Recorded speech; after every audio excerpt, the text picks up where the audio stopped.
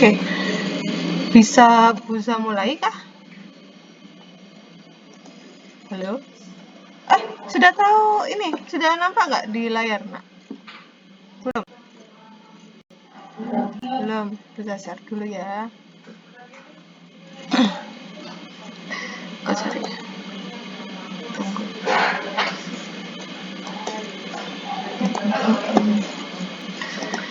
Biasa ya. Jadi Buza pengen share tentang asesmen nasional yang lagi dicanangkan oleh Mas Menteri, Bapak Menteri Pendidikan kita.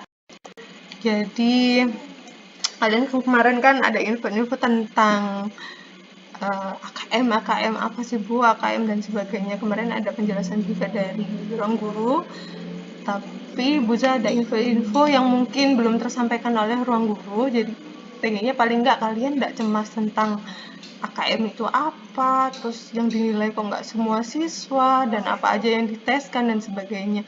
Sebenarnya AKM itu bagian dari poin yang masuk dalam namanya asesmen nasional.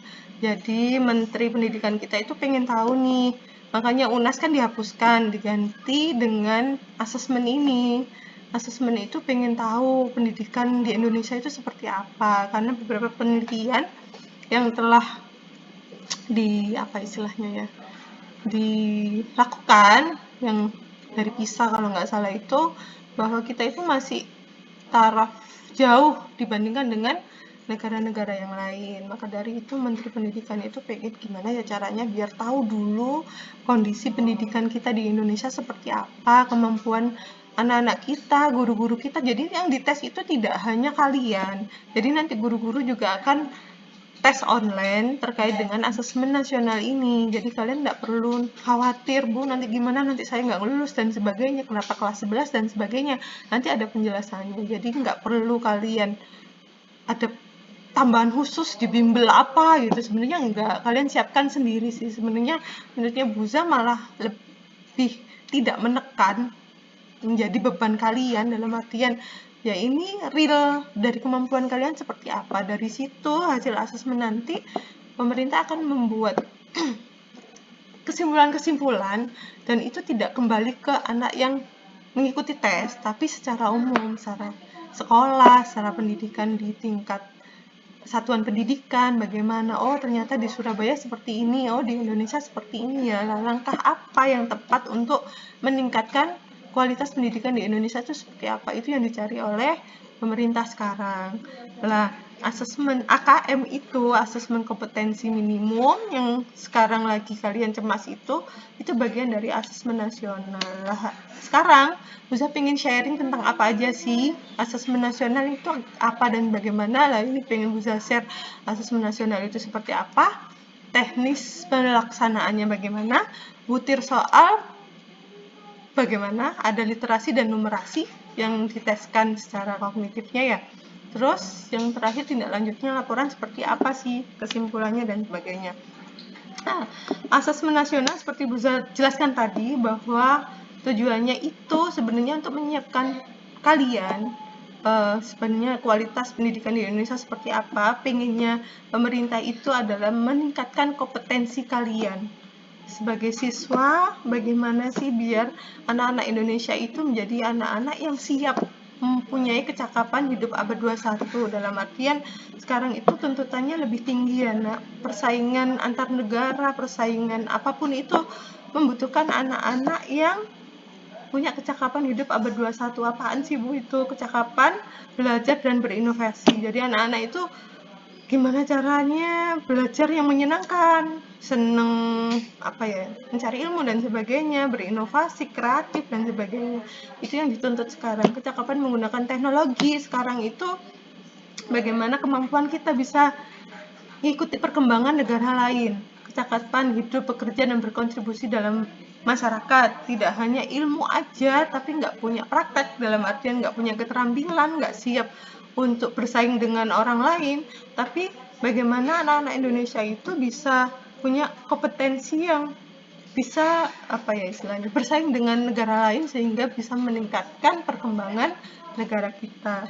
Nah, selain itu, pemerintah, khususnya Menteri Pendidikan itu pengennya anak-anak Indonesia itu punya profil belajar Pancasila. Apaan sih Bu? Yaitu satu, beriman, bertakwa kepada Tuhan Yang Maha Esa, berakhlak mulia. Intinya di situ sih, kalian punya akhlak yang baik, punya kesopanan, punya iman yang kepada Tuhan Yang Maha Esa, istilahnya. Ya, nilai-nilai itu jangan sampai luntur istilahnya gitu. Kemudian anak-anak Indonesia juga dituntut untuk bagaimana mereka mandiri, bagaimana bernalar kritis, itu sangat penting ketika menghadapi kecakapan abad 21 itu. Kebinekaan global, bergotong royong, dan kreatif. Itu yang pengen ditanamkan di simulasi ke kalian biar kompetensi itu yang keluar. Tuh, nah kompetensi siswa apa hubungannya sih kaitan asesmen nasional dengan kecakapan abad 21, Bu, sama profil pelajar Pancasila? Yaitu tadi, pemerintah pengen kalian punya kompetensi itu, menggali kompetensi itu di siswa dengan cara apa sih? Untuk diukur dulu nih asesmen nasional, jadi mengukur kualitas pendidikan di Indonesia itu seperti apa. Dengan yaitu tadi, biar bisa kalian punya kecakapan hidup abad 21 dan kalian punya mewujudkan profil pelajar Pancasila yang ada beberapa poin tadi. Lah, asesmen apa aja, diukur dengan apa aja, Bu, asesmen nasional itu? Lah, ada 3 hal. Yang pertama adalah asesmen kompetensi minimal, yang AKM itu yang kalian sering dengar. Yang kedua itu ternyata tidak hanya AKM, tapi ada survei karakter. Kalian akan cek juga bagaimana karakter kalian sebagai bangsa Indonesia, kemudian survei tentang lingkungan belajar, bagaimana lingkungan di sekolah, bagaimana kalian belajar, dan sebagainya. Nah, gimana Bu caranya? Nanti kita bahas lebih dalam. Asesmen nasional, program penilaian terhadap mutu setiap sekolah, madrasah, dan program kesetaraan pada jenjang dasar dan menengah. Jadi yang dinilai itu adalah mutunya, bukan kekaliannya, istilah gitu. Jadi itu hanya gambarannya aja. Lah, di dalamnya ada 3 poin. Asesmen AKM itu mengukur apa, Bu? Kompetensi mendasar literasi, membaca, dan numerasi. Kenapa literasi dan numerasi, Bu? Nanti jelaskan lebih lanjut ya. Survei karakter mengukur sikap kalian bagaimana, nilai kalian bagaimana, keyakinan, kebiasaan kalian mencerminkan karakter pemuda Pancasila, profil Pancasila enggak gitu. Survei lingkungannya bagaimana? Kualitas berbagai aspek, input, misalnya proses belajar mengajar di kelas maupun di tingkat sekolah, bagaimana di sekolah dan sebagainya. Nah, tujuan asesmen itu yang pertama, menghasilkan informasi untuk memantau satu, perkembangan mutu dari waktu ke waktu seperti apa ya perkembangannya, kesenjangan antara sistem pendidikan, misalnya di satuan pendidikan antar kelompok sosial ekonomi, kalau misalnya di Jawa sama di luar daerah yang lain, di Papua misalnya bagaimana kesenjangannya, itu yang pengen ditahu oleh pemerintah. Terus asesmen nasional bertujuan tuh apa? Menunjukkan apa yang seharusnya menjadi tujuan utama sekolah, yaitu mengembangkan kompetensi dan karakter siswa. Itu yang paling penting, bukan hanya sisi kognitifnya saja. Jadi asesmen nasional juga memberikan gambaran tentang karakteristik esensial sebuah sekolah yang efektif untuk mencapai tujuan utama tersebut.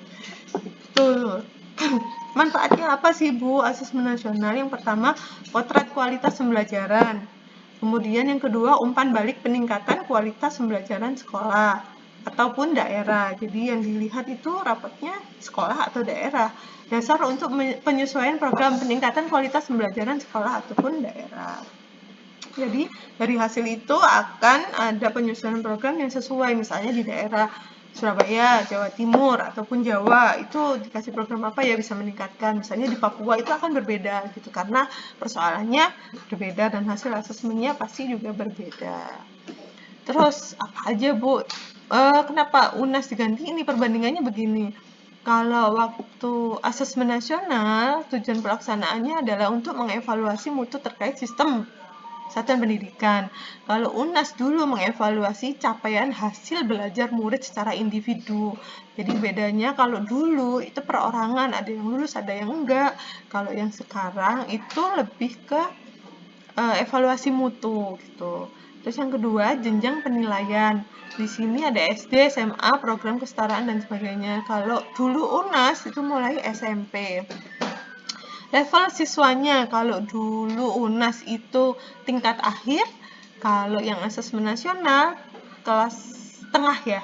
Ada kelas 5, ada kelas 8, dan ada kelas 11. Kenapa dipilih seperti ini? Biar nanti kalau kamu sudah dites AKM itu tadi, kamu bisa menikmati programnya, perbaikannya seperti apa di kelas 12. Jadi kalau di kelas 12 yang mengikuti AKM nanti dia sudah lulus gitu, dari persoalannya bisa beda lagi gitu.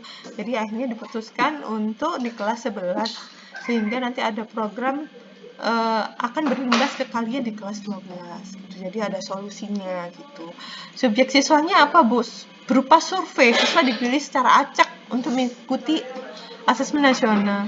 Tapi kalau UNAS semua siswa. Jadi ini hanya perwakilan beberapa anak aja sebagai sampel untuk menyimpulkan bagaimana mutu pendidikan di sekolah tersebut atau satuan pendidikan di daerah tersebut. Begitu. Terus subjek siswanya apa, Bu? Siswa dipilih secara acak.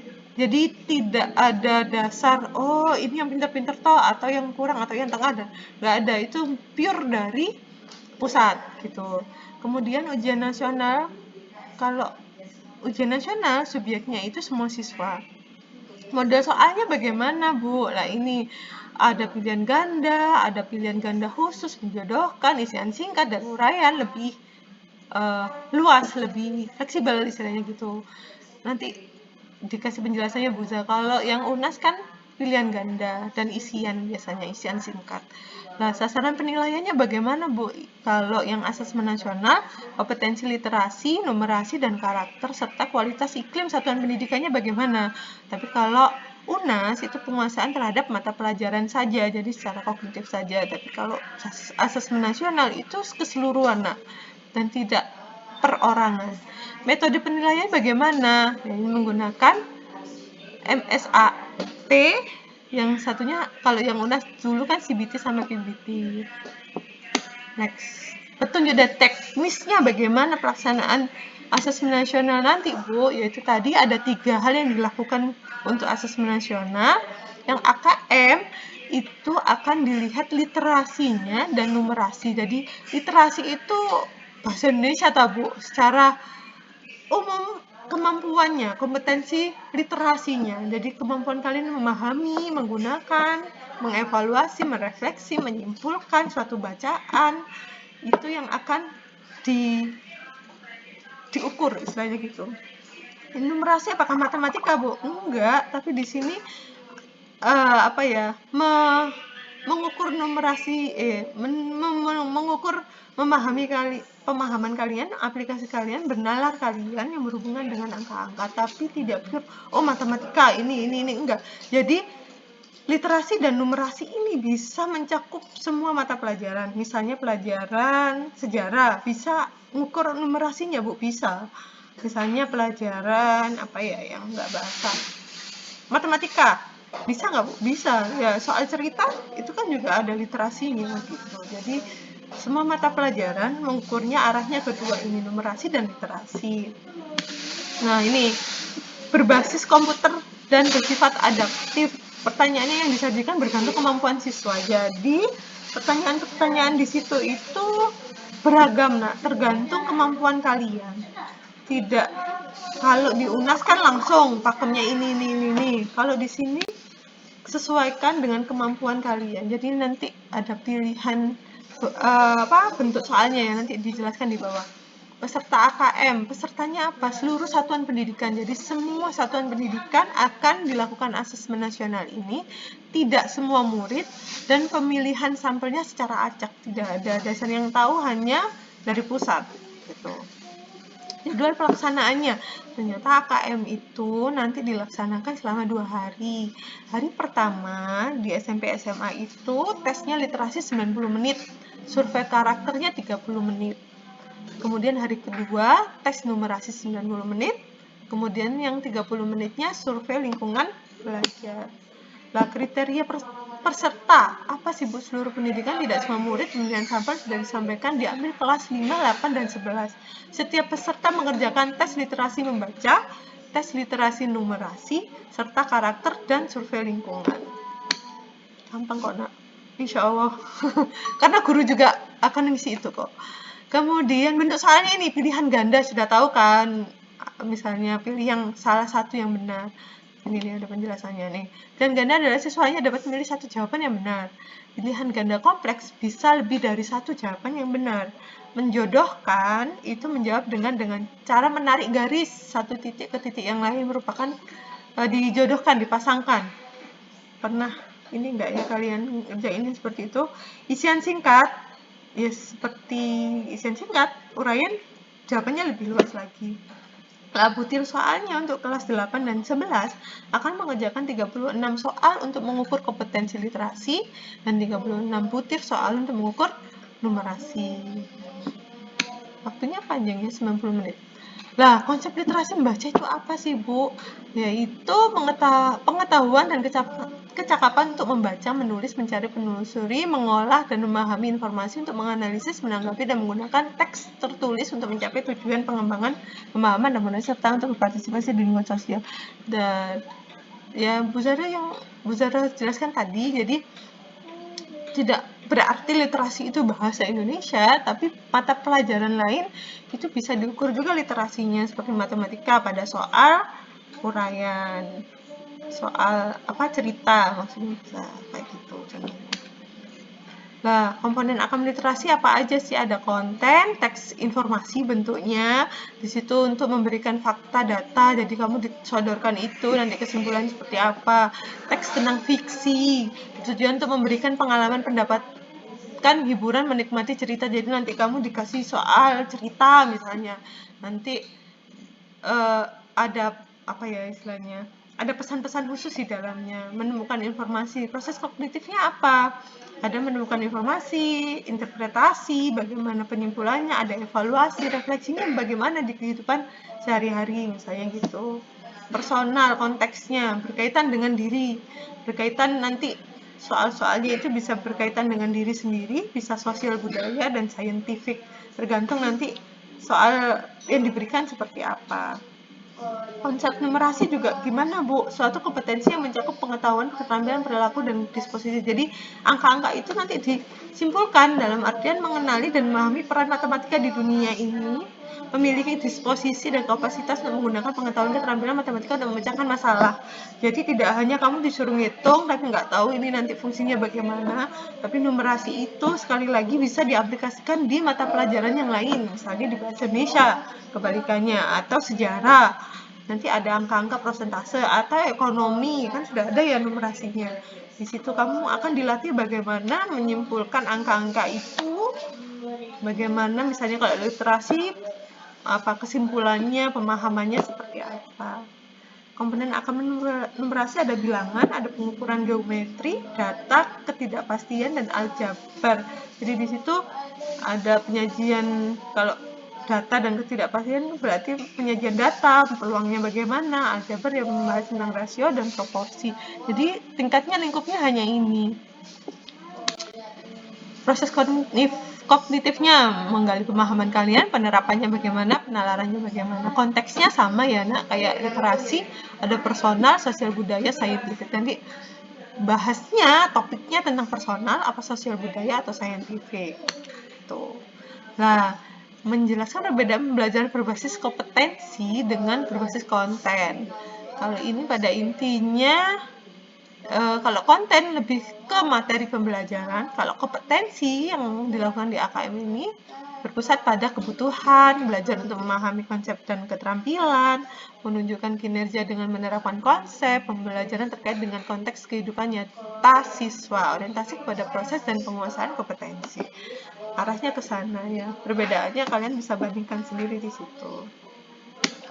Nah, kategori kompetensi dan contoh analisisnya bagaimana, Bu, setelah melakukan asesmen nasional itu, kesimpulannya nanti ada seperti ini. Jadi ada berapa ya ini? 4 kalau nggak salah, 4 kategori. Kategori yang pertama itu, jadi nanti ada kesimpulan misalnya, satuan pendidikannya perlu intervensi khusus, berarti di dalamnya nih kesimpulannya ada kebutuhan kebutuhan siswa sebagai pemula. Siswa biasanya memiliki persyaratan belajar yang sama, perlu mempelajari keterampilan dan konten yang sama.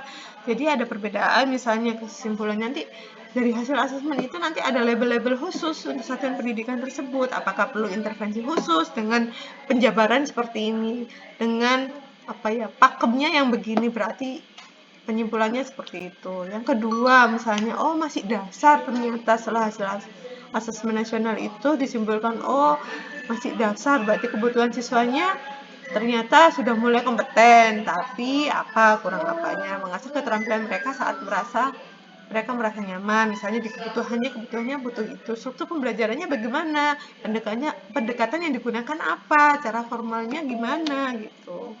Yang cakap, yang paling bagus adalah Mahir. Ini gambarannya. Sudah seperti itu. Jadi kesimpulannya menurutnya Buza yaitu tadi, kalian nggak perlu khawatir, nggak perlu cemas. Justru ini kalian harus menunjukkan diri kalian, kemampuan kalian di numerik sama literasi, untuk menggambarkan bagaimana mutu pendidikan Indonesia sekarang sehingga dapat solusi yang terbaik sesuai dengan kondisi realnya. Itu sih. Jadi Buza sengaja merekam ini agar teman-teman yang misalnya belum bisa konseling dengan Buza bisa melihat rekaman ini dan tahu dan tidak cemas lagi apa sih Bu AKM dan sebagainya, asesmen nasional dan sebagainya. Jadi nggak perlu khawatir, kalian ya sering-sering aja belajar tentang tipe-tipe soal yang berhubungan dengan literasi dan numerasi tadi. Banyak kok insya Allah. Nanti guru-guru juga menyiapkan nanti soal-soal yang mengasah kalian ke arah sana. Jadi insya Allah semuanya akan bergerak memperbaiki lah istilahnya gitu. Sudah, apakah ada pertanyaan? Safa, Hani, Lutfiana, sudah ya nak? Kita lanjut ke ini ya, tesnya ya? Atau sudah? Capek? Dari jam berapa tadi? Mau lanjut apa? Sudah? Buza. Oh iya iya iya. Diakhiri dulu ya untuk rekamannya Buza. Terima kasih. Assalamualaikum warahmatullahi wabarakatuh.